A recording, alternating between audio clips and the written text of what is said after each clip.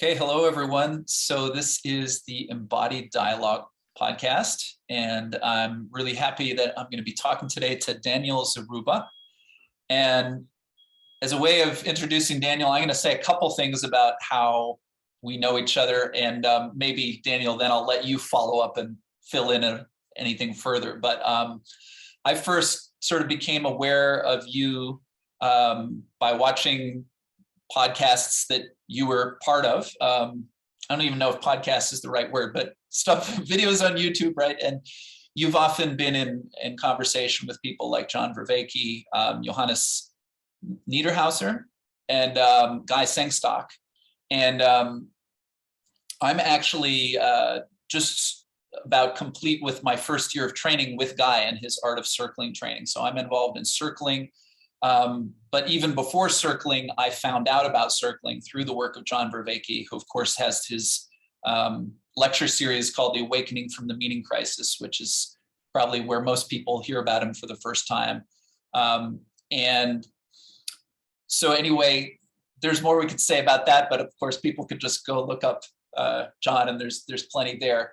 But John does a practice that he calls Dialogos, which it comes from the tradition of Western philosophy, but I think it's, as I understand it, it's sort of updated for today. But essentially, it's a kind of conversation where the people are really searching. It's not the kind of conversation where we're trying to necessarily figure things out, although we might be exploring something we want to know more about. But it's really like, as we speak, there's like almost a third entity in between us, which is something like the relationship, or in the case of some of the Dialogos practices, you might be discussing something written, hundreds of years ago, and then you're maybe imagining the person who wrote it is there with you.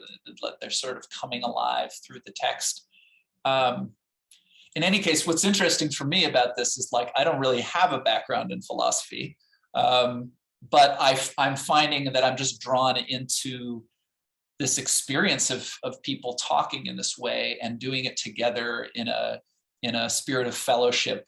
You, on the other hand, have been really immersed in philosophy for some time, and maybe you can tell us more. But just in particular, I want to make sure that anyone seeing this video knows that you, along with Johannes Niederhauser, you're doing a course coming up for people who might be interested in the Kyoto School. That is a number of the Japanese philosophers who, among other things, many of them were also Zen practitioners. And something you and I might talk about a little bit is this sort of meeting of mind and body, but even a meeting of a practice that seems to be centered around words, or like what happens when I read or discuss philosophy, versus something like a sitting meditation, or what I do practicing the Feldenkrais method, which on the surface, it appears to be more bodily oriented.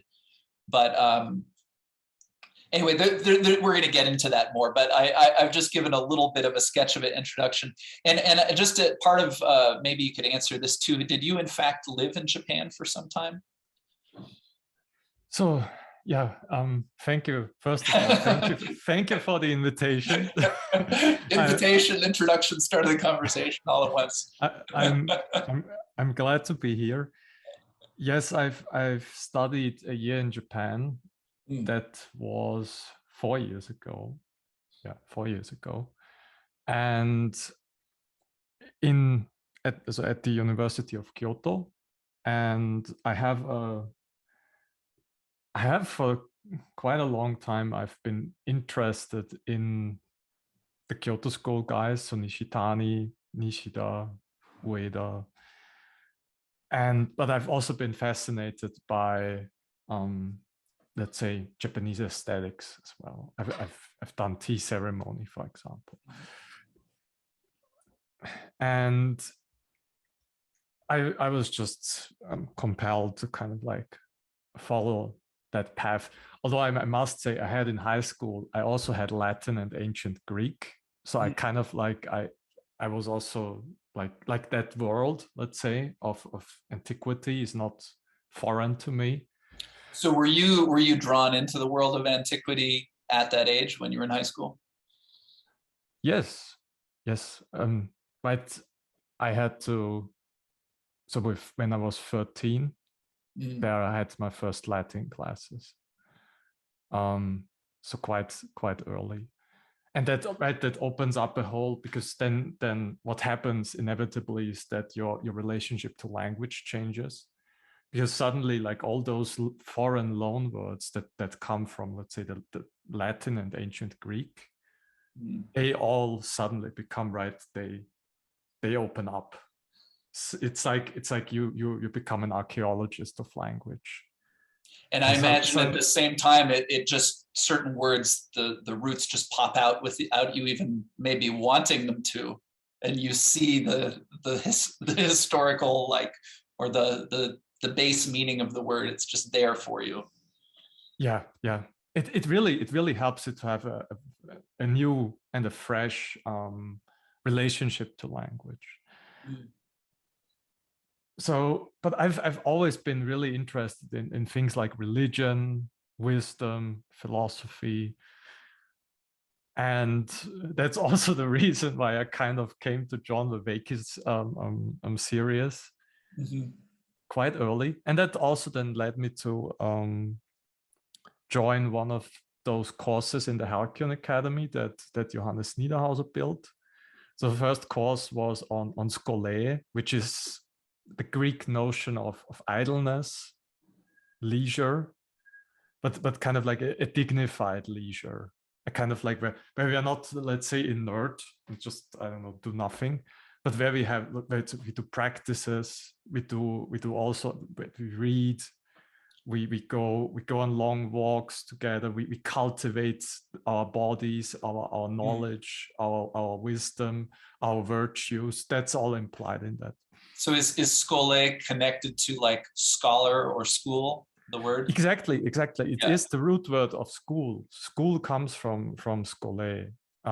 Exactly. So schools in the kind of like in the ancient sense should be places where this kind of like scholé can be enacted, where you cultivate a real relationship. There's spaciousness. Spaciousness, time, yourself, others, your environment, your world, so that it's not about, I don't know, studying facts or so. Right. But it's about cultivating yourself such that you can have a real relationship to the world, or the right relationship to the world. And yeah, then Johannes gave me the opportunity to teach a course on Nishitani. That was last year.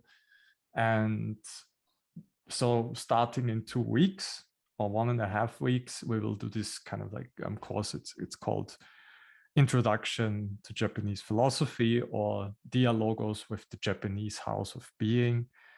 And we will read some of the Kyoto School philosophers, some medieval Japanese philosophers who were all influenced by Buddhism. Then one novelist, Tanizaki, and Heidegger. And there we will also, so in 4 of the seminars, we will also do practices like philosophical fellowship or dialectic into Dialogos. These are the practices that I did with you during the seminars with Guy and John. Right. So we try to implement those as well. So we get a kind of like different relationship to the texts we are reading. Right. So I wanted to ask you something that maybe jumping off from the course that you're about to teach, but also to learn just more about you. Something I got from John Vervaeke is that there's something that we might call philosophy as a way of life, which is very different than, sort of reading, I don't know, Plato, and then looking for all the concepts and debating what did Plato really mean, and what's the universal truth that we should always remember, something like that. The article you sent me on the Kyoto School also referred to this idea of philosophy as a way of life. And so you're doing this course where you're going to be reading some of the texts and discussing them, but you're setting it up like for someone who's not familiar with Dialogos, maybe you might want to say more about what the Dialogos, what you're going to be doing. But I'm also just, in terms of learning more of your history, what I'm getting about you is that at a much earlier point in your life than what happened for me, you kind of saw that philosophy could be something that pointed you towards a way of life. In other words, it wasn't just like, wow, I'm really interested in these concepts. But I mean, would you agree, as your study of philosophy made your experience of life a better experience? Is that how you see it? If someone takes your course coming up, could they take their course not just because I want to know more about the Japanese school of thought, but because I want to live a better life? Is that also part of what it's all about? Yes, and it's about that for an important reason. I think if we just learn about concepts and kind of like become knowledge exchangers, that deprives philosophy of its essence. It's so the reason why in antiquity or in Japan, let's say those Japanese philosophers, why they did philosophy as a way of life is because we need to practice philosophy in order to have a relationship to, let's say, the principle, the universals, God, all of those highest principles that we have had in our traditions. This is what John argues with the Neoplatonic tradition, or with Plato in general. It's about the kind of like what he calls in what Plato calls anagoge, so like aspiration. But if we just for a moment like also acknowledge this other thing he always mentions, that we have this growing group of people out there called the nuns. They have no religion. Like they check off the box nun when you say what's their religion. Like, could it also just be about our relationship to what we might call the unknown? Like, this world is so big and there's so much more happening than I can get a handle on. Maybe I'm secular, maybe I'm not, identifying with religion, but there's a way that philosophy still helps me to make sense of life somehow. Is that, could we include that? Yes. Yeah, we could say then, right? It's about getting a right relationship to the world. All those, this also what maybe John, I think he says, right? Reciprocal opening. Right. And I'm not saying this because I have a preference that we never use the word God or anything like that. It just to fill you in a little bit, so you're not wondering. I mean, I know God is problematic, but for me, it's like what I've realized in my life, because I was sort of like my joke is that I was a devout atheist for a long time, and like I've realized how limiting that was, right? And I've actually, like I was telling my partner recently, that even though I couldn't imagine converting to a religion, I find myself looking for something deeper in terms of a connection. But the funny thing is, I don't know what name to give it. I'm sort of in that category. But again, the experiences I've had, so we can come back to what we were talking about. But for example, in Dialogos, I have this experience that it feels like it puts me together again a little bit, and including in relation to the world. I'm tempted to begin using the word God, even though I don't have, in some of these moments. So, no, I mean, I'm usually right. Other traditions call right the Tao, no thingness, shunyata. There are even in the Western tradition, there are right in negative theology. Right, Eckhart says God is a nothing. It's very clear about this, and then right, this for most people, then okay, now we are lost. What does this mean? But it just means that the highest principle is not one of the particular things in the world, but is somehow everywhere and nowhere at the same time. And philosophy as a way of life helps us to hold ourselves in that dimension, let's say, and to even virtues. Those practices, sitting, meditation, all of those things help us to hold ourselves to that invisible dimension, which our traditions have attached different names to. Right. And that is also something I think that we can bring into harmony with, let's say, with a secularist framework. In fact, there are, when you look at John Vervaake's channel, there are, for example, White Willow, for example, is a more secular monastery, and they are offering practices, for example. Well, what's interesting is one of the things that I notice that is a big piece of John's project is actually kind of what you mentioned about your experience of learning Latin and Greek. Like, he keeps coming back to how we need to sort of create language that we can all use again. Because the thing is, like, if we wouldn't get so suspicious of each other when this person said God, and then this person said, yeah, God, but God is nothing. And like, it's the words themselves that we often get lost in. Whereas like, if there was some sort of magical, being who could stand in the middle and translate for everyone into their own vocabulary what the other person was saying, we might actually realize that we have less disagreements, because I call it one thing and this person calls it another thing. Like what you're calling, I liked your phrase, this invisible dimension, because whether it's God or not, it is something that it's hard for us all to see. But the reason I think I liked the phrase is it almost feels like, okay, he didn't step on anyone's toes when he said invisible dimension. And so maybe we can move past that and then get to the next piece of the conversation, which we need to kind of have together. But before just what I was hoping just to learn a little bit more about you. So, and this is helpful, what we're saying here about philosophy as a way of life. Like, do you remember as a young person, and maybe it was antiquity before it was philosophy, but do you remember, did you have a series, like an experience or a series of experiences where you sort of began to feel drawn into something because it was, helping you to understand the invisible dimension of your life? Do you sort of have a sense of where that began for you personally? That kind of like that drive in myself to search for the truth reaches back quite far into my childhood. But it was always there. So some reason it was always there.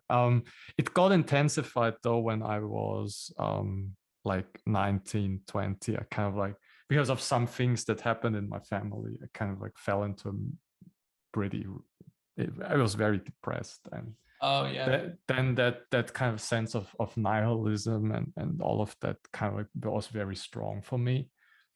And I kind of like, what I did, I kind of like, I read myself out of it.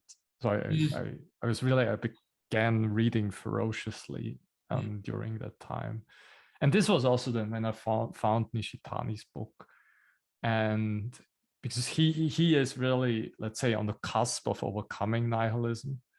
And I think some would, right, John I think would agree, right, that he actually overcame nihilism by bringing... Can I pause you just because, like, even if you had used that phrase with me a year ago, I wouldn't have known what you meant. So can you just, like, for someone who has no idea what that means, what does it mean that, and when we can go back to Nishitani, but what would it mean? What is nihilism and what would it be to overcome nihilism? Just in case someone didn't kind of get that. Yeah, so we have to be careful, right? Because there's a kind of psychological understanding of nihilism that is also very dominant in our culture, and that is basically that you I don't know, you're enabled to create a new goal or a new value. That's kind of like the Nietzschean definition. It's about like old values collapse, and now we are in nihilism, and then we have the task to pose new values, higher values that are help us to find a greater strength in life, or a better affirmation of life. But we're sort of just making it up. Is that what I hear you saying? Like, If we've thrown out the other values, we're just going to create some new values. These are our values. Right. The phrase "God is dead" is very famous from Nietzsche. God is dead. Now we have to pose new values, greater values. In that, so that's a Nietzschean diagnosis, and that translates then into psychological understanding, right? Let's say your goals collapse for some reason, and then you're kind of like in a nihilistic state, and then you have to create new goals and find new values. Philosophically speaking, that picture is a little bit different. Nihilism is that we have no ground anymore, no philosophical ground. That means all things that are around us are kind of like floating over the abyss. They are all sucked into in like a bad nothingness. And that's kind of like also what the existentialists in the 20th century, many of them are about. In Nishitani's opinion, that is it's a kind of misconception of nothingness itself, a kind of conflation with nothingness, and only seeing the privative aspects of nothingness and not the superlative aspects of no-thingness, of shunyata then.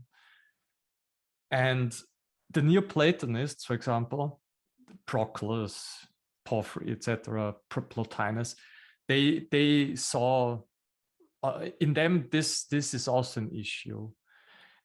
And Dialogos is, and John and Christopher Mastropietro, they wrote a paper where they explicitly argue this. Dialogos is a practice where we can, so to say, transmute the privative sense of nothingness into the superlative sense of no-thingness. Okay. So let me see if I can try to kind of say back to you what you said. I don't mean to, like, I really appreciate all of the philosophical terminology, partly because I'm starting to learn it and it's starting to help me. But I often, like, I actually had the opportunity to talk to John recently and on his channel, and a friend of mine, she said to me, "That was great. I don't know if anyone who didn't know about Feldenkrais or didn't know John would understand what you two were talking about." And I kind of thought, oh no, but it's a funny thing that the deeper we get into anything, any field, the more the vocabulary becomes very useful, because then we can keep moving. But then for someone new, it can become like, well, what are they talking about? But just as a way of kind of turning it, like, I was also really depressed actually in college, but I didn't have for sure any of this terminology. But what I wonder about is, because I think I heard you say that you yourself, when you were experiencing depression, you yourself were somewhat nihilistic. And then you read this philosopher, Nishitani, who his philosophy was about overcoming this nihilism. But for me, as someone who didn't have this vocabulary, there was just a way that life was kind of meaningless. Like, it doesn't matter what I do, life still sucks. And it was just kind of like this kind of feeling. And so it wasn't so much because I read Nietzsche and I knew that God was dead and therefore, but it was almost as if, right? Like, and in my case, I didn't grow up with religion, so I never understood why someone would go to church or why someone would pray. And then I'm in college and I'm young and I haven't figured out life and nothing's working right. And I just kind of get to the point of like, oh, the hell with it. Like, there's no point in getting out of bed. But it, yeah. Am I sort of saying the same thing that you were just talking about, even though you were tracing it through the historical ideas of the philosophers? Yes, I think, right, that's how in our epoch we experience nihilism. It's really this meaninglessness that's kind of like, and everything is turned into this fog, and then nothing makes any sense. In the article I sent you, in the essay, right? Even Nishitani says this. It's like there's a like a glass wall or so between him and the world, and you have no way of kind of like breaking through that glass wall and interacting with the world again. Mm-hmm. Right? For philosophy, it's always that's a Greek expression, phenomenal sotetai, saving the phenomenons. So for the philosophers, the task of philosophy is always to save the world access. And with Save the world access? Yeah, so that we can have a relationship with the world. Save our connection to the world, so that we're always connected to the world. Exactly. Yeah. Right. That's always what philosophy has always been about. So in the cave, right? Think of Plato's cave analogy, right? That's famous. We are in the cave. We are only surrounded by shadows, which means we are not really in touch with reality. We're not really in touch with reality. And then the philosopher, right? He has to make his laborious way out of the cave, and that's very painful and it hurts, and then he gets back. And that's basically what also then philosophy as a way of life is about. When you start meditation, right, you first do it maybe for 10 minutes, 15 minutes, 20 minutes, and then you kind of like see you become a little better at doing this, and you see, right, you notice more things, right? Maybe things that you haven't noticed previously. Now you become aware of them, and then you maybe do it for a longer time. You do it for a couple of hours, or maybe you do a retreat, and then you become even more skilled in kind of like noticing the depths and the heights of reality. And then you go back, and then maybe you teach as well. So it's basically about this, and that helps you to save the phenomena and save reality, safeguard reality. That's really what philosophy is about. And after nihilism, so in our age, that whole project, so that project of philosophy is endangered, because modern philosophers do not pay much attention to practices and virtues. And this is why I sent you this article. That's why then practices are vital for philosophy. This is not just, yeah. Just for the people watching, so the article you sent, the author was, I think, Brett Davis. And if it's okay with you, we'll link the article for anyone who sees this if they'd like to read it. But one of the things that he's talking about with Nishitani and I think Nishida is how in Kyoto, there was literally a university in one place, and another place there was a monastery, and how they would spend some time in the university and then they would travel over to the monastery. And of course, in the monastery, what are they doing? They're sitting in meditation. And in that article, one of the things it talks about is like, just like, to the degree that what they're doing in those two places is the same, they're doing it in two different ways. And then, so in meditation, like you used the phrase a little while ago as maybe one of the various words that might stand next to the word God. Another one of the words was no thingness. But when you're in meditation, you might, just a very sort of, I'm sure anyone watching has heard the idea of like, oh, I'm trying to clear my head of thoughts, like there's nothing there. But then when I do that, having that experience in my body, it's so different than someone explaining to me that there's a thing called no thingness and me trying to understand what that is. It's like, oh, I think I just experienced no thingness. And so that's that bridge, and what the article explains, and it sounds to me like this is part of your experience, because I seen on your YouTube channel that you also have meditation practice. I'm curious to know how far back that goes, but that there's a way that, as I understand it, in the Kyoto School, part of how they're responding to nihilism and part of how they're bringing philosophy back to a place where it can connect us to life is by being more explicit that even when we're discussing philosophy, even when you and I are talking right now, we're doing it inside of these bodies, and these bodies are helping us to make the meaning, the sensations that we're having, etc. Yeah. That was very good. You touched upon some really important points. The thing that happened in the West is that kind of like everything gets compartmentalized. So in the article, right, you read it, for example, about first in the Greeks, you had more this, right, more an emphasis maybe on reason, on rationality.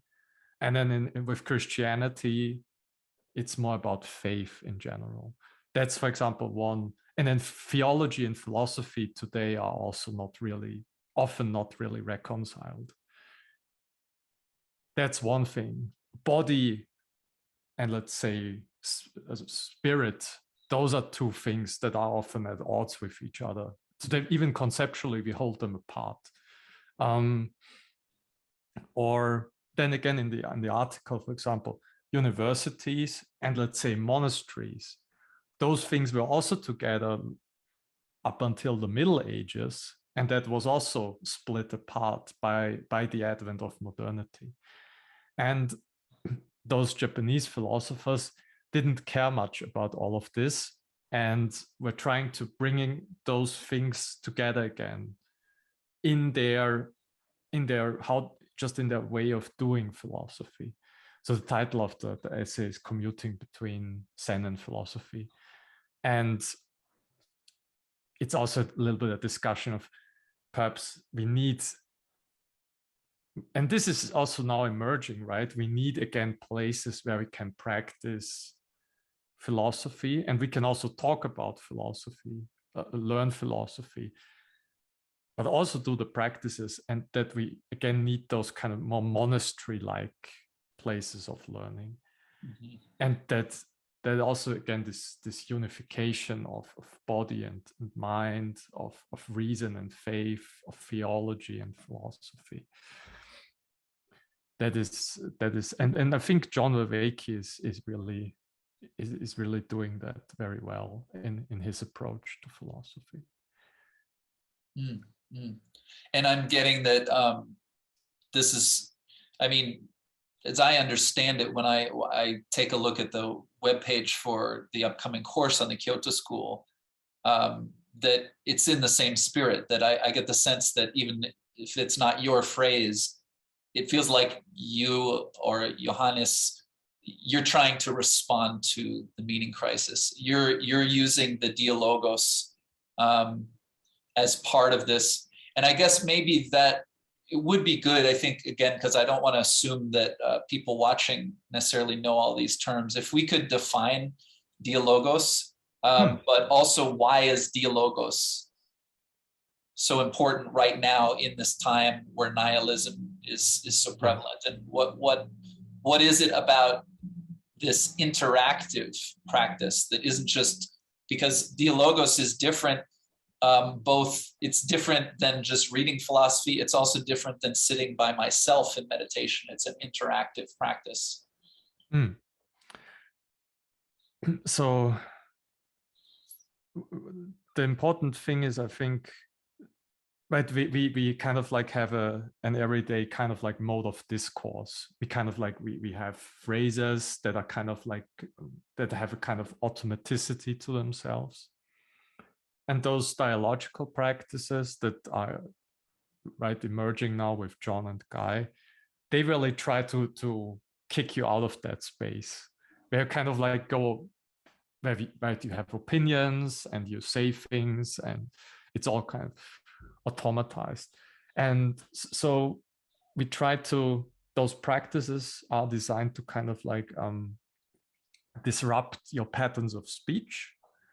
And bring you into really a first very unfamiliar mode of discoursing, of relating to other people, of relating also with language and with the texts.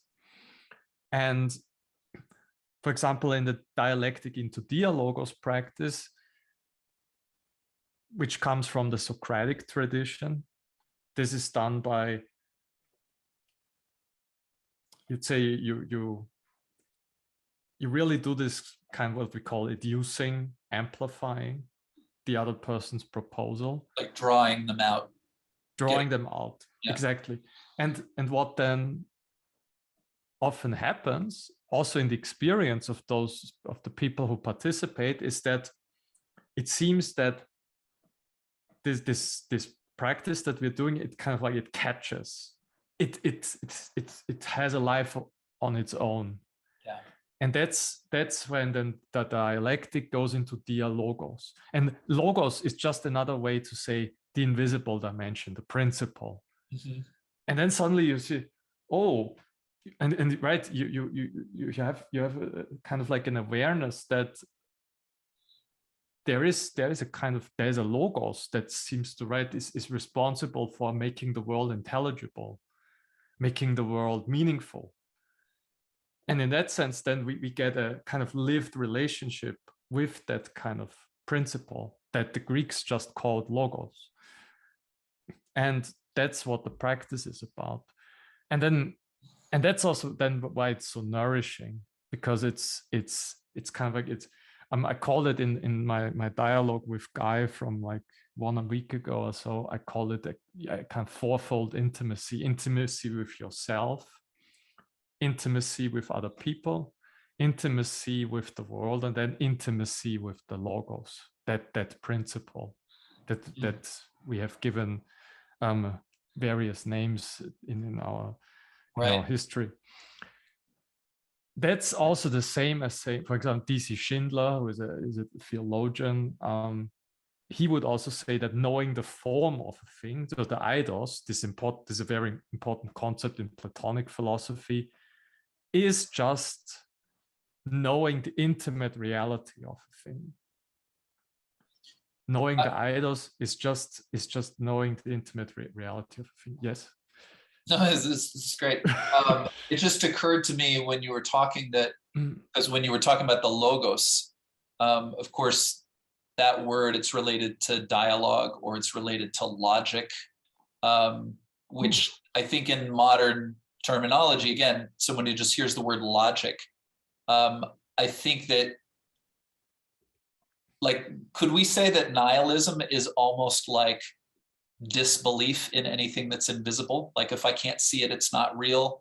And then how that cuts me off from that's nominalism, basically. Okay. That's a kind of tradition that emerged in the Middle Ages, where we kind of like get rid of all universal categories that are invisible.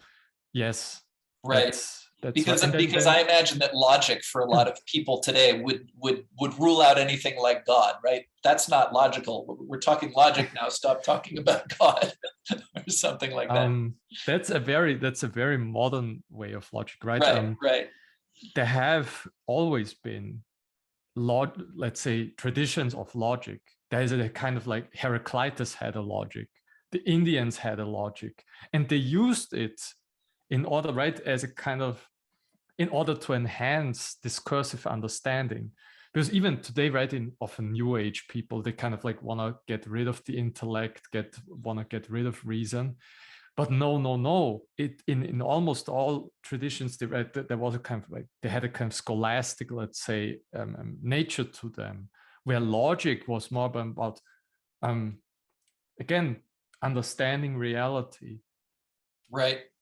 Well, so there's this, I guess around the 60s and 70s, you have this human potential movement, right? Which is maybe related to what we also call New Age spirituality now and this kind of thing. But like what I do in practicing the Feldenkrais method, it was the human potential people who first brought Moshe Feldenkrais to the United States. And Feldenkrais was a person who, and I just did a conversation the other day with a colleague of mine named Matt Zeppelin, who's written a history of the field of somatics. And what he talks about is the somatic people like Feldenkrais or F.M. Alexander, created the Alexander technique, or Mabel Todd.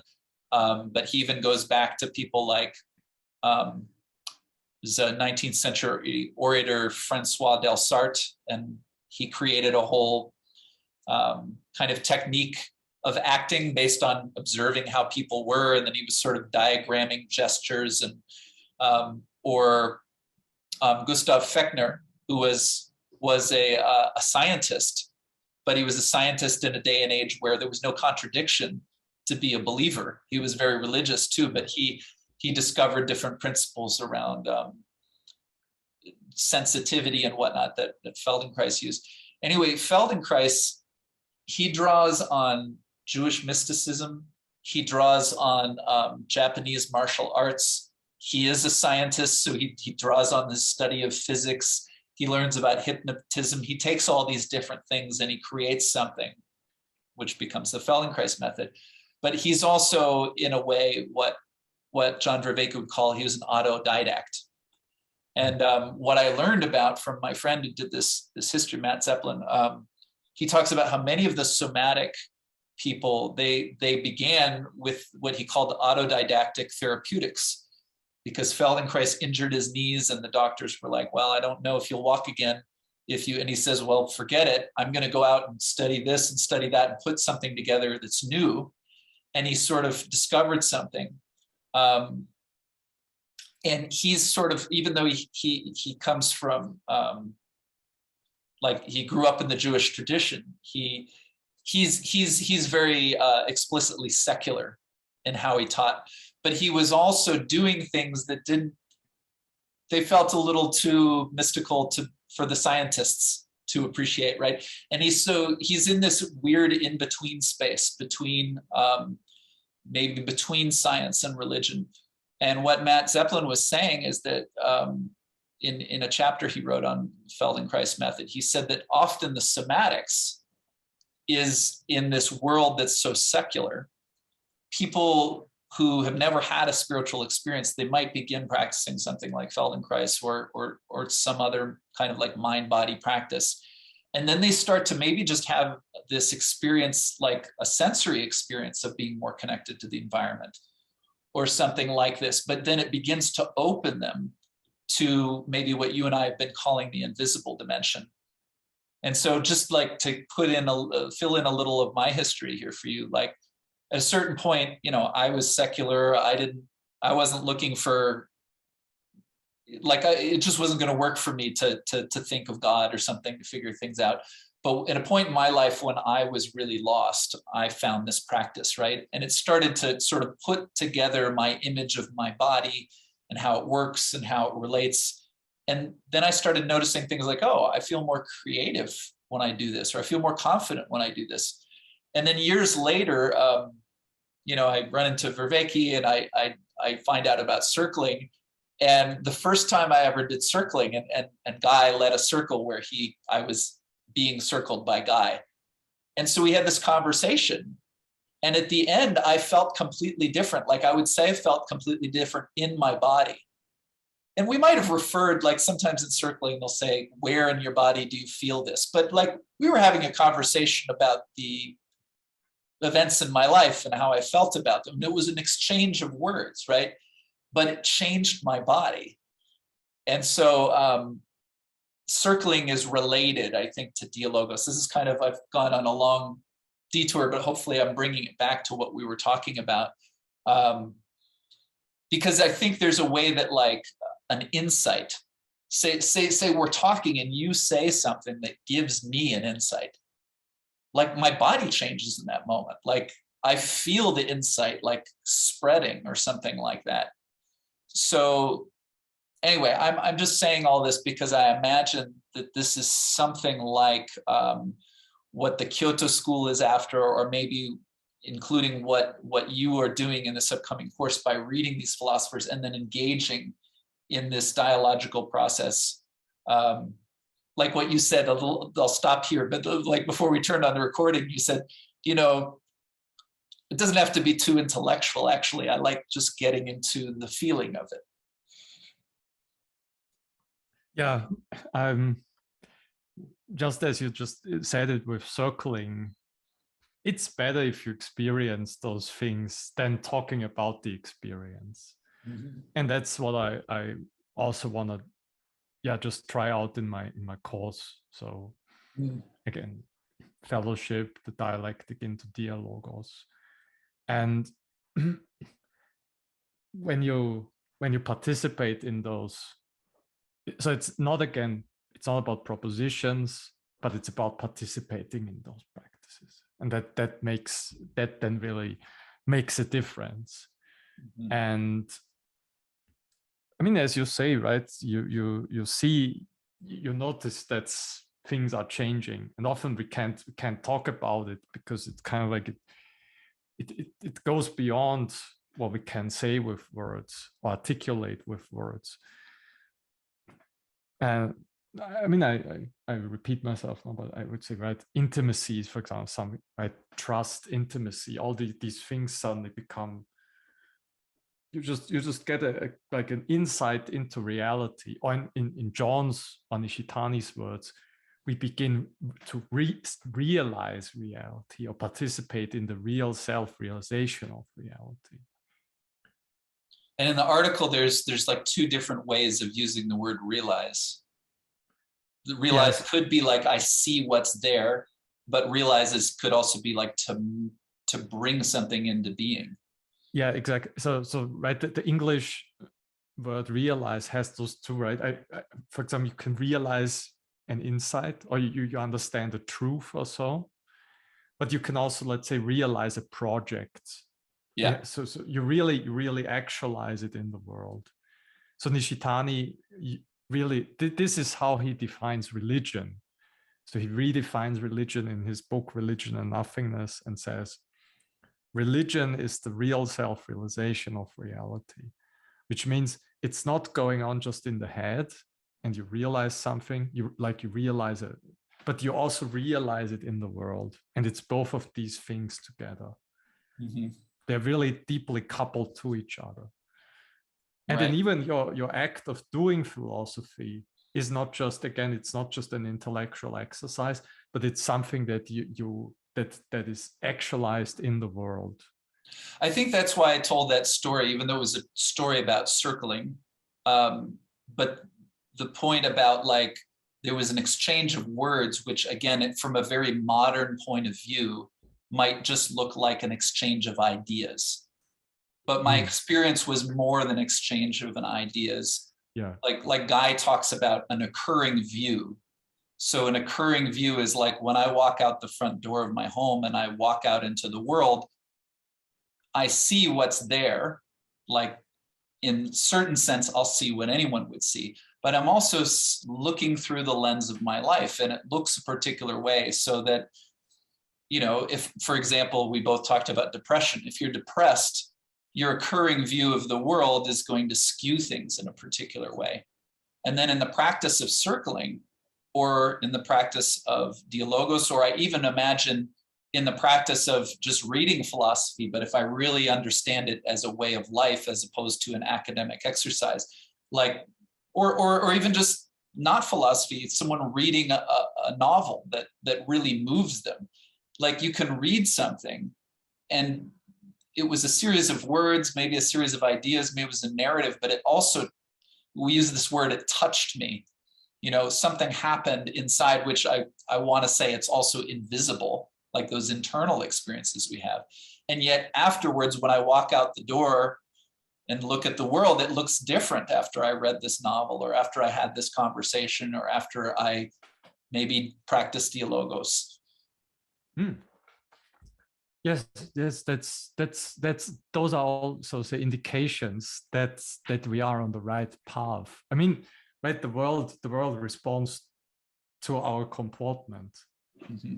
That's also an important thing of philosophy. That's kind of like the task of the human being is always to respond to the world. We are always called to, or claimed by the world to respond to it. Mm-hmm. Mm-hmm. And philosophy is just giving that's why, right, John says this kind of philosophia in the ancient sense is for everyone. Right. Because this, and whether we talk about the Western or the Eastern tradition, they provide us just tools, expedient means, let's call it like that, to comport ourselves to the world, to reality in such a way that we get more out of reality. And that also then translates back into the meaning of life. Mm-hmm. Plato's philosophy is nothing other than, right, those strategies and tools such that we can fall in love with reality, mm-hmm. which is also, this is kind of like then the answer to nihilism. Mm-hmm. Things light up again. Right? When you had everyone who had a really depression is right, and the whole world seems flat, boring, dark, and but then when you engage in that way of philosophizing, then things light up again, things regain depth again, and you also regain, let's say, your own depths. You also become connected to those as well, and that all then translates into the meaning of life. It occurs to me that like maybe a simple way for someone to think about it, if they haven't, because again, as we talk, I keep sort of going back 1 year when like a lot of these terms wouldn't make sense to me. But what's happened for me is like, after thinking all of my life, essentially, that philosophy was this thing that people do that is essentially entirely intellectual and has almost no bearing on the world. Now I'm like curious. I bought Plato's Republic. I haven't read it yet because I have a stack of books I'm trying to read. But one of the philosophers I read who's a modern philosopher is John Vervaeke. And partly because I have an interest in music. And I'm often hearing you and John Vervaeke and Guy and others using this term musicality, like music as a metaphor for, again, this what you were referring to earlier as that connection between myself and the world that philosophy can help me to have. But it occurs to me that it, like a simple way maybe to imagine for someone who's not, who hasn't read any philosophy, because that was me not long ago. It's like, how does the world look when I'm depressed versus like, let's say I'm in love and the person I'm in love with is here with me, like I'm going for a walk with my beloved, and the world just looks so different. And yet there's a way that, and actually John Vervaeke talks about how in this day and age, often romantic relationships suddenly are being asked to take the place of meaning in life in all of these dimensions. And so this is, it's like it's a convenient metaphor, but we actually want to realize that I don't need to have my beloved next to me to potentially feel this connection. There's a way to access it really in any moment. But see, I didn't understand that. I think this is what the tradition of philosophy was always looking for. There was different philosophers in different moments who viewed it differently or were responding to a different historical epoch with different problems. But what I'm hearing you saying is like, it was always about keeping us connected. It was always about really bringing out, our aliveness, or maybe this word that I like, this musicality. Yes. I even read John Vervaeke recommended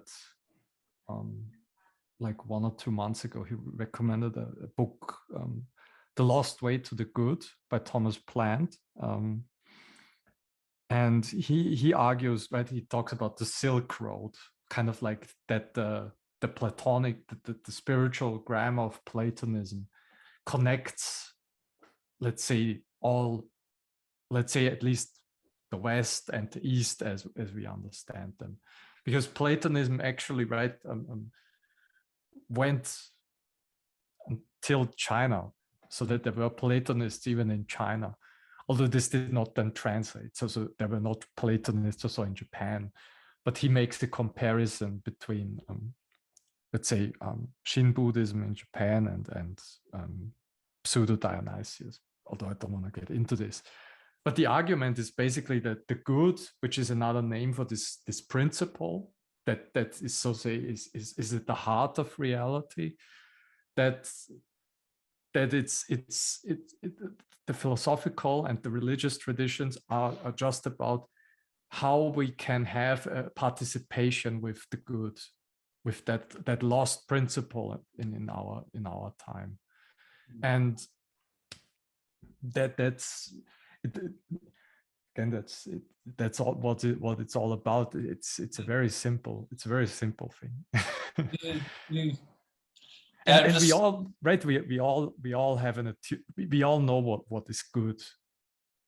We don't have to think, like, we don't have to write very long treatises about what is good. I think we all have kind of sense about what's a good life. Mm. What is a good way to be with the world, to be in reality. Right. And again, what we don't have in our time is just places to actualize those things, because this is powers, right? The churches are often just about beliefs, propositional beliefs that we have to hold, and then everything's fine. And kind of like the participation, that's not interesting any longer.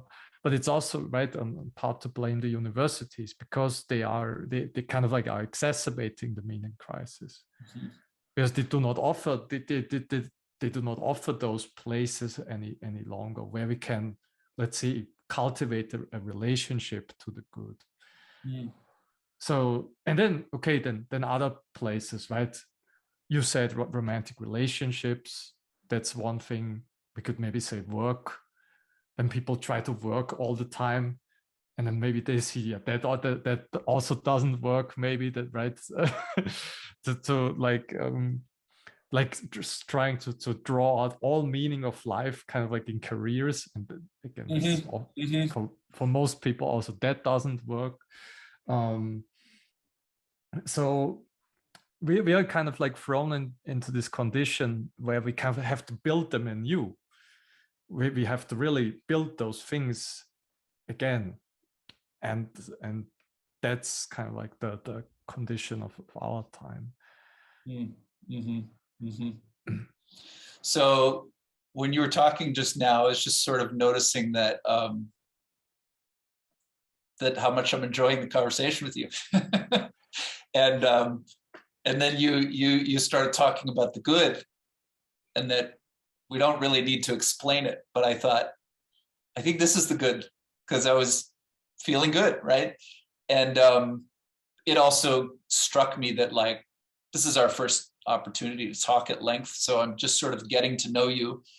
But I think this feeling that's good, and it is a feeling in my body, like I could literally feel a sensation.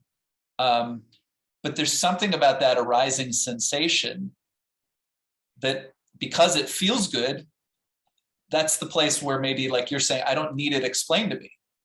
Like something that feels good.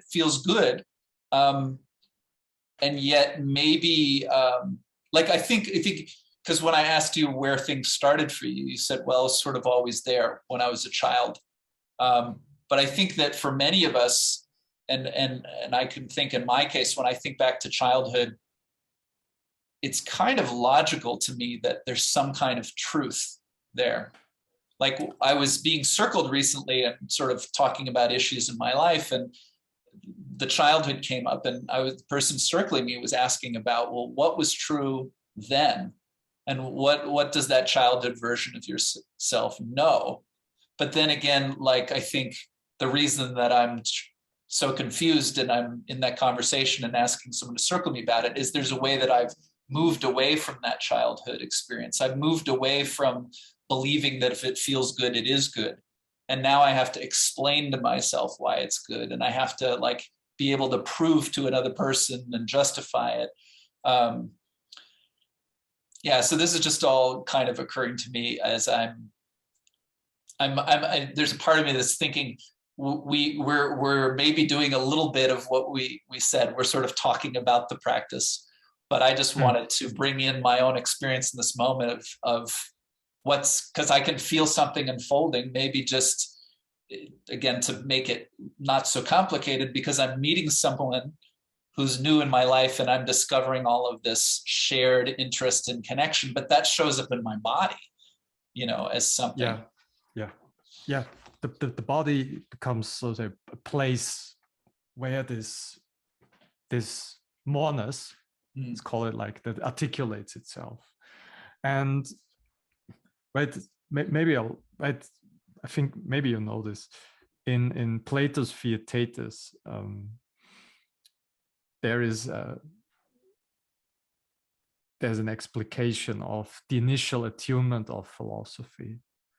Philosophy also always goes hand in hand with an attunement kind of mood or feeling.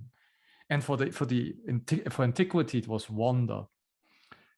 And when I was a child, I was really in awe oftentimes, like, wow, the world, like things like, I was so interested, like I was all the time interested in the world, both in history and then in like the universe and just like the sky. And I was always carrying around like for example books about the universe, and like just this sheer the beauty of the sky, let's say, or the nature.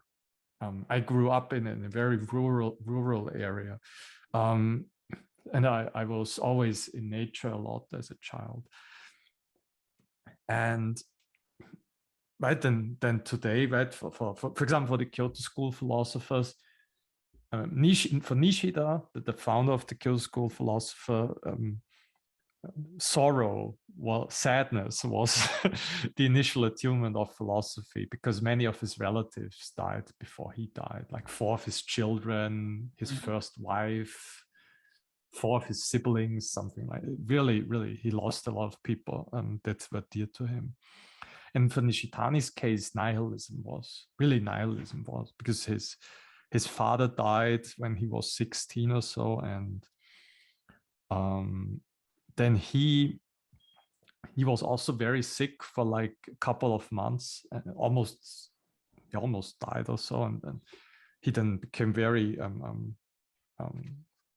doubts filled him. Rather than Zen, this is called the great doubt. That's how many people come to the Zen path, because they have doubts about life.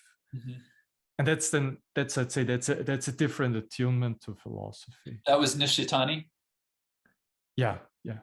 And so, keep going. No, I just want to say that we always come with an attunement to philosophy. But what happens then when we do those practices is I think that all of this gets then really transmuted into wonder and awe, where we really become then aware of when this mourness breaks in, then things really start to glimmer and shine again. When you say wonder and awe, and I try to imagine that in my body, it's something like an opening and a looking up at something that's much larger than me. There's a sort of a vulnerability to it, but there's like, it's this posture that would allow something new to come into me. It's like allowing myself to be impacted almost. Or maybe there's a way that it just happens. I didn't choose it, but it just happens. Something does open me. Something does change me. And that sense of part of it is, again, I said there's like this sense of something larger than me. So it kind of maybe takes me out of the idea that I'm the center of the universe. Yeah, I mean, this is what the religious traditions all understood when we talk about things like original sin or so, that we kind of like, we are always drawn into ourselves and kind of like fall into egocentricity. So many of those practices and rituals are just designed to get us out of that. Again, automated beliefs, things that we take for granted, because they ultimately just circle around our ego, and those practices are just designed to get us out of that space. So how did Nishitani, I mean, if this could be explained without in some kind of summary way, like how did he overcome nihilism? Was it partly through embodied practice as well as through his cultivation of wisdom through practicing philosophy? Yeah, so Nishitani started to learn Western philosophy. So he really became an expert in Western philosophy first, and he also studied in Germany. And then at some point, I think he took up the Zen practice only when he was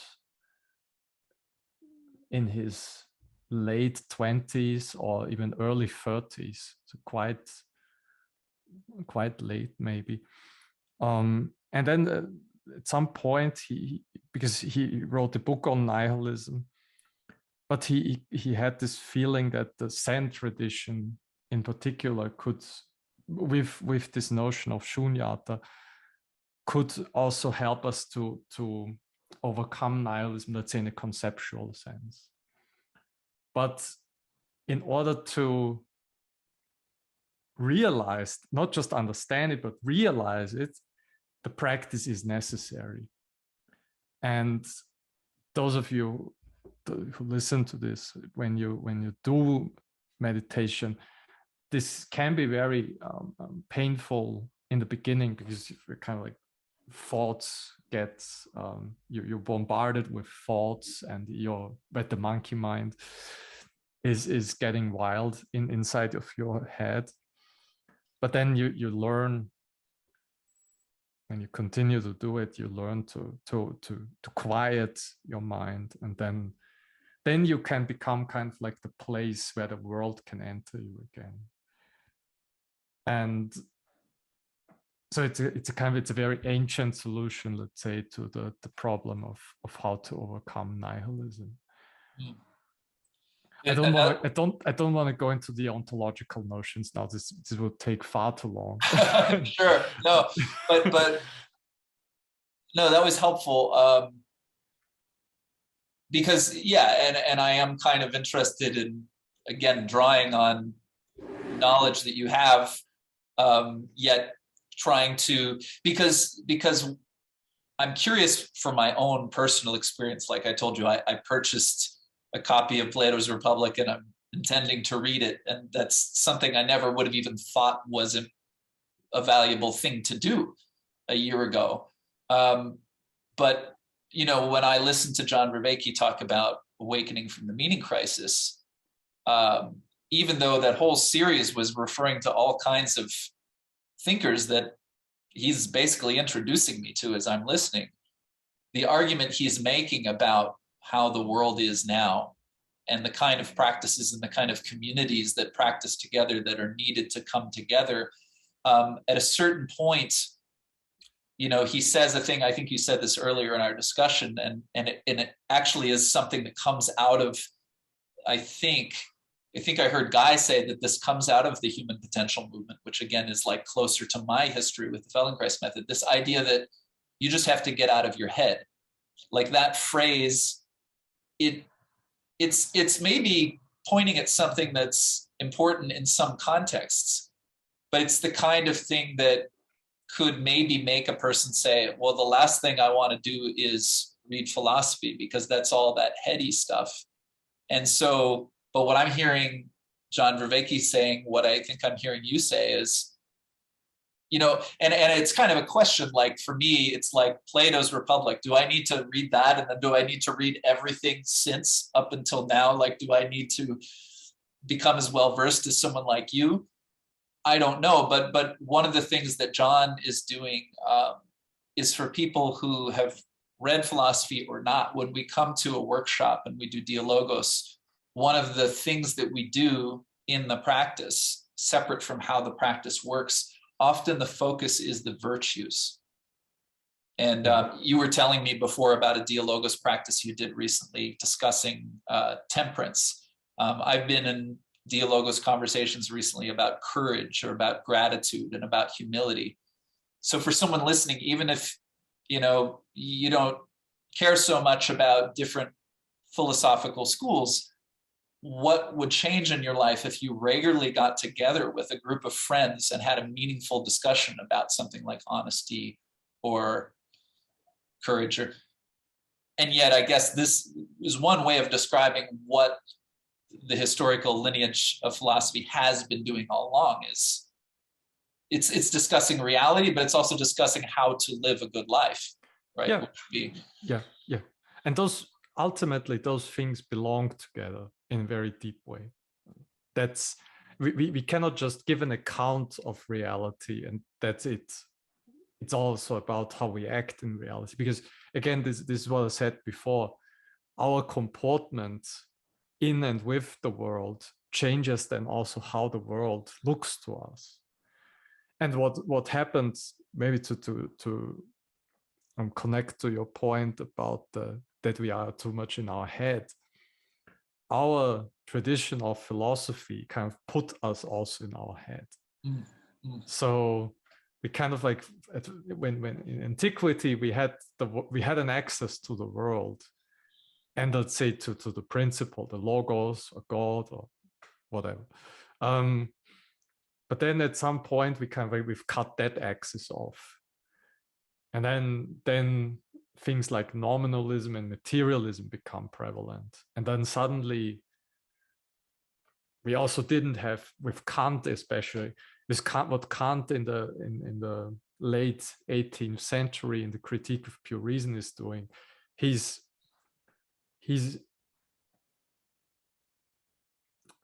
makes this called the transcendental turning.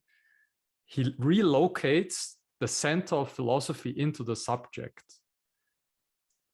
And since then, we're kind of like, we actually have no connection to the thing in itself in a Kantian world. And this really translates into our experience of modernity, where we are surrounded with all sorts, right? A lot of artificial things. But like real, like we're having less and less contact to nature. We're in cities all the time, and everything looks fake and virtual. And that's there you can see that the philosophy has real consequences. Yeah, you just reminded me of something that you did in a conversation that you had with Johannes and John, and I think there was a series of conversations that the three of you had about something called eidetic eduction, which again, eduction we talked about before, is that sort of drawing out. And I don't know if we need to describe eidetic eduction right now, but it was part of what it was, just to give what I got from it anyway, was that like, if we put some object on the table between us and we're both looking at it, it's like I see one side of it and you see the other side of it. Like I can't see the whole glass, but if we had maybe a group of friends sitting around and everyone described what they saw, and I could see it, but I could also get a description through this collective. And so, in other words, it's very important that I'm in relationship with these other people. I can get this more complete view of this object.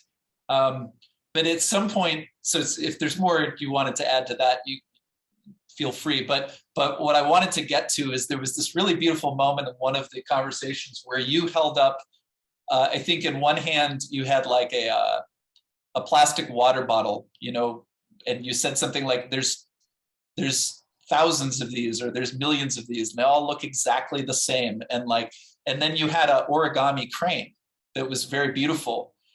And there was a way that when you held them up, you could just see that the origami crane, it was like, it almost had more presence than this mass-produced, like identical, there was something just in their presence that sort of like somehow spoke to how they came into being one as this crafted, intentional piece of beauty, and then just this sort of artifact of modernity, you might say, on the other hand, with this plastic water bottle. So on eidetic education, like, right, it's about this, it's this idea that the eidos is, so the look of things, eidos is mostly translated as the look. Let's say that transcends all the parts of a certain thing. So let's say if you analyze myself, let's say this entity called Daniel, and you put all the parts, right, all the parts that are in, like my hands and my limbs and whatever, you would, I don't know, pull them apart and then together again. There's something that transcends this unity. And that's the eidos. The eidos is, so to say, is kind of like the eidos. in everything you have something that transcends all the parts of the thing. So it's not like just the gestalt, or the whole that is exactly greater than the sum of its parts. exactly Yeah. and in order to educe the look, the eidos, what helps is this philosophical fellowship practice, for example, because we kind of like, we are able to gather perspectives together, and then we can have a greater clarity of the thing at hand. We can, for example, when we do an eidetic deduction, let's say a dialectic into Dialogos of courage, then I give my example, and then all the listeners help to amplify the proposal, and then we get more clarity about this. So that kind of helps us to again just discover, let's say, the depths of a given thing or a given concept, or and artists, I would say, is also good at this, right? When you for example, Dostoevsky, right? Just in describing, I have to think about the Brothers Karamazov. I don't know if you've read the book, but he kind of like, he comes up, right? He does not just have one worldview, but he has multiple worldviews, secularism and let's say religiosity, and then also kind of wild irrationalism, and all those worldviews come together and fight with each other. And that's necessary. This is even when you have political discourse, right? You don't want to have like only leftists or only people on the right talking in their circles, because what happens is that they lose touch with reality. Well, and that's what we have right now for the most part, isn't it? Yeah. People who talk to each other about the things they all agree on, and then just the capacity to have a conversation with someone that doesn't agree with me. Like, we seem to be losing that.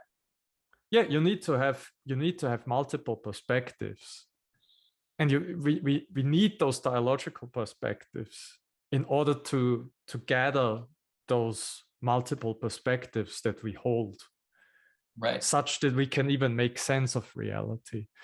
It's really important. And yeah, I mean, on the other thing that you said with the water bottle, Byung-Chul Han, a German Korean philosopher, he has a book. It was published only last year, and it was only in German, but he talks about how things do not belong to us anymore. Things in maybe when let's say a person uses the same thing for like 50 years, then that thing is he calls it like a pole of rest. Things are calming our world. They help to make the world come to rest, and ourselves also come to rest. And for him, like a sense of finding your home in the world, something like that. Yeah. And the problem is that with modern things, we cannot have that relationship.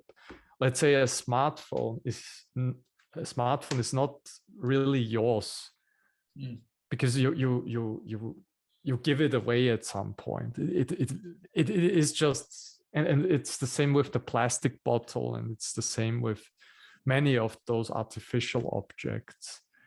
They kind of like get devalued by progress, and then they cannot really become ours in that sense. Is there a way that a child who grows up in a world filled with artificial objects, would you say, is more likely to come under the sway of nihilism, because there's just simply not? I mean, that's not the whole story, obviously, but I feel like there's a connection between this artificial world that we're in it, but we don't feel that we find a home in it.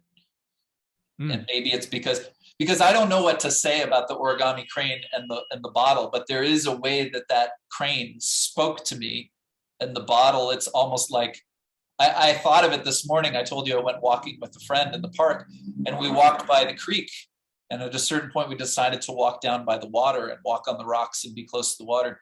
And then there was a piece of trash there.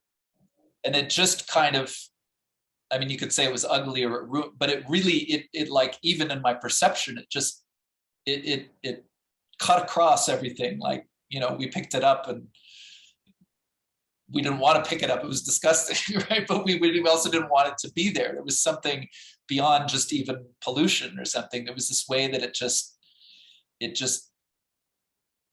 I don't know. I'm losing the words, but in my body, I know exactly what my body just had a response, like, No, we have a very strange relationship to the world of things in our time. And this is reflected, for example, when you have, I don't know, right? Many children, I read this a couple of weeks ago, many children have hundreds of toys, like, because parents buy them so much. And then there was a psychologist saying, no child can ever play with so many toys. It's actually harmful for the children if you buy them so much. And then they have, right?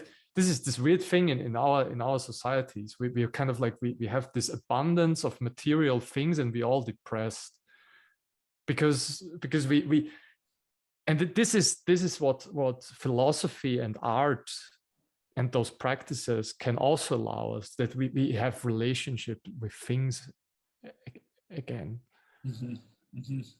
We don't want, right? You don't want to, I don't know, you come to your home, and all the things are kind of like, they don't respond to you. They are all sterile. And I think this is a very terrifying experience, but you want to come and okay, let's say I have a relationship to those things that I'm surrounded with. That's I would say. And then again, when everything is kind of like created artificially, or in this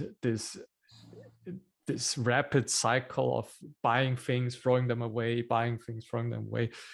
When we are basically, we could also say what Erich Fromm called the having mode, when we cannot, we are never in a being mode with the things and the people that we are surrounded with, but only can make sense in a having mode, then things just lose their depth and their moreness, so to say. So I don't know if you want to keep going too much longer, but there's one other thing that I remember you said in a recent conversation that I want to bring up, and it might actually, I don't know if it'll help tie together some of the different things we've been talking about. But you referred to, you were talking with Guy, about a week before we're talking now, and you actually did a practice together. You started discussing time, and like, kind of, one of you, I think you started giving a sense of what time was, and Guy was listening to you, and then he was responding, telling you what he heard you say, and then you had the opportunity to kind of feel in and say it again. And so that was a practice, and I guess I'm hoping, anyone who watches this conversation, if they get this far, that, hopefully this is an invitation into the practice. This is an invitation maybe to check out your course on the Kyoto School, or to find out about Dialogos, or circling. But you said something, I think, at the beginning when you were talking to Guy, that like, you said something like, well, everyone kind of knows that it's not so helpful to just explain things to someone, but instead, what's really helpful is to be like Socrates and to help someone. I don't remember your exact words, but you started talking about what is called aporia, which is almost like a kind of a confusion. It's like the opposite of figuring things out, but to like help a person enter into that unknown space. And to where we began, we were talking about the invisible dimension, but it sounds like it's how do we get back in touch with that thing? So maybe I could ask you a little bit about, this idea of aporia, but also what it means in practice, and why it's valuable to actually seek out this kind of experience of being in a place of not fully knowing. Yeah, I mean, that's how many people right, some people become nihilistic when they kind of like realize their existential aporia, that they are kind of like, they are living and existing and they have to die. And then the existence and non-existence, and that's this ultimate existential aporia that drives many people really into despair when they first get a sense of this, of mortality. And so there's just one aporia that is very strong, I would say. But aporia in general is just, again, it's like it's a contradiction that you cannot just solve easily. And for example, when you John often brings this example of, in his lectures, about a couple deciding, okay, shall we have children? Shall we not have children? That's an aporia. You can argue about it ad infinitum, but the only thing that let's say dissolves that aporia is a kind of transformation. And Socrates was just midwifing that transformation. You cannot, and that's the same thing. Let's say you encounter someone who has a problem, whatever problem it is, and then you tell them, you give them an account of that problem, or you argue with them about that problem. That usually doesn't help them. But what then the Socratic method is that you ask questions, and then the person is, if that's done rightly, then you're brought into you gain, for example, you gain more clarity about the aporia you find yourself in, or you learn to ask the right kind of questions. So, example, with this example of the children, it's not the right way to ask, let's say, what is right or so. That's not the right way to relate to that kind of problem. Mm-hmm. The same thing, this is with the John also brings up this example of, right, developmentally speaking, many children cannot solve a certain class of problems. So they have to transcend, let's say, their inside machinery such that they can then solve the problem. This is often like breaking the box or thinking outside of the box. Mm-hmm.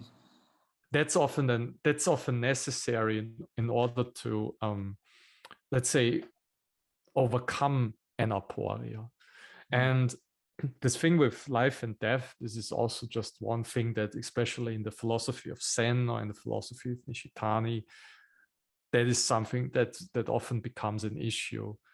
So we could say that the philosophical practice you undertake also helps you to dissolve that kind of existential contradiction that you're always enacting. Mm. Mm. Was that helpful? Yeah, I mean, it the way I understand it, and it's a funny thing, the Feldenkrais method, the Moshe Feldenkrais would often ask people to do things with their bodies that they didn't know how to do. And then he would sort of follow up by saying, feel, or he would sometimes say, do it badly. But he would sort of catch them, because there was a sort of, in terms of like traditional ideas of movement practice, or let's just say exercise, there tends to be this sense of like, I want to do 10 push-ups, or I want to do this right. I want to learn the dance steps. And he would actually invite people to feel the confusion. Like he would ask people to, you'd say, turn your head to the right and turn your eyes to the left. Well, that's possible, but it's very weird if you've never tried to do it before. And so part of what he would show them is like, in order to learn how to do that, first of all, you probably have to do it wrong several times. And then you have to stop wanting to get it right so badly. You have to slow way down. You have to maybe turn your head one way, turn your eyes the other way, then put the things together. And then when you get it, it's like, it's going to be a brand new thing. You didn't know how that was going to feel before. So there is I mean, it's on a very different scale than like, should I have a child or not? But there's a way that what I'm hearing you say, and I'm relating it to the practice that I know, it's like something like just helping people to see that you can't figure out everything in this kind of propositional way, and that maybe it's almost like practicing being in this space of not knowing, because in fact, there's a practical reason that we need to get comfortable with that space. There's many moments where we need to not panic just because I don't know what's going on. It's like, I don't know what's going on, but that's all right. Maybe that's a little piece of what we need. And it's also important that every person finds this out for themselves. You cannot produce insight for someone. Yeah. That's the important, right? It's the if all teachers were like, yeah, I know everything, and like, right, they have to help the student to get to the insights themselves. Otherwise, they aren't good teachers. And that's kind of like what Socrates was about. And then ultimately, this transcends into what he calls this learned ignorance, this knowing of non-knowing. That our knowing will actually always be kind of insufficient, and we just always keep rediscovering reality, or digging deeper into those depths that are ultimately inexhaustible. Well, this has been really fun talking with you, Daniel, and kind of in the spirit of Dialogos, like we talked about a few things that we might talk about, and then we talked about a whole bunch of other things that I didn't know we were going to talk about. But I feel like, yeah, I definitely feel a clearer sense of like, it seems almost so basic to say it, but the importance of philosophy and the reason why, there is this tradition, and how, yes, maybe in the modern world there's offshoots of this historical continuum that are part of the problem, but that the actual practice of philosophy, of just like chewing on these ideas, they aren't just ideas. They're very much connected to our bodily experience. They're very connected to our real life dilemmas. And yeah, I'm just really appreciating all of the wisdom you bring to the conversation. And I know just before we wrap up, I'm just curious, kind of like how you've experienced our conversation today, if there's any final thoughts that you have that have come up for you in the course of this. It was very great talking to you. I could talk on for another 2 hours or so. Yeah. No, it was excellent. Thank you for having me again. And yeah, well, again, maybe I can maybe give you. I have a very small YouTube channel with not many videos. Most of them are kind of like reading groups with reading group videos that I did with some other people. A couple of dialogues. My dialogue with John and Johannes is on my YouTube channel. Right. And maybe I can give you this link to this course I will do with Johannes, where we do. It's an introduction into Japanese philosophy. Really, some of the most important thinkers that the Japanese tradition had over its course, let's say. And in there are also some of those dialogical practices that are emerging with Guy Sangstock or John Vervaeke. Yeah, absolutely. Yeah, we can put all that information, and I would just add, someone can just put your name in the search on YouTube, and they'll find you on John Vervaeke's channel or Guy's channel and some of these other discussions. And I think, that you really exemplify Dialogos in many of those conversations. And if we meet again for a call like this, maybe we could actually make it more of like a recorded practice. I felt like this was an opportunity to just get to know each other better. But yeah, but that would be fun too if you're up for it. Yeah, I'm always up for it. All right. There are actually 1 minute. There Yeah. are actually recordings of philosophical fellowship on Guy's channel, but also on John's channel. So if someone's interested in okay, I have no idea what this is all about. So there are some good examples on their channels as well. Right. And if someone is really curious about the Kyoto School and they want to dive in, when does this class start? It's coming up. On April, let me see, April 2nd, Saturday. Okay. So for anyone who sees this when it's coming out, it's just a couple weeks away. But even if you see this video later on, the name is the Halkyon School. Is that right? Yeah, the Halkyon Academy. I can send you a link. Perfect. So we'll put all of that in there. All right. Well, thanks so much, Daniel. This is great. Thank you. This was excellent.